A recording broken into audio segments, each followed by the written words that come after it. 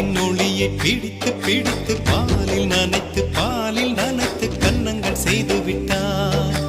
உலக மலர்கள் பறித்து பறித்து 2 பந்துகள் அமைத்து அமைத்து பெண்ணை சமைத்து விட்டார். அழகு என்பது ஆண்பாலா பெண்பாலா என்பதில் எனக்கு சந்தேகம் தீர்ந்தது. அழகு என்பது நிச்சயம் பெண்பாலடா. கவிதை என்பது மொழியின் வடிவம் என்றொரு கருத்தும் இன்று உடைந்தது. கவிதை என்பது கன்னி வடிவமடா. மின்னலை பிடித்து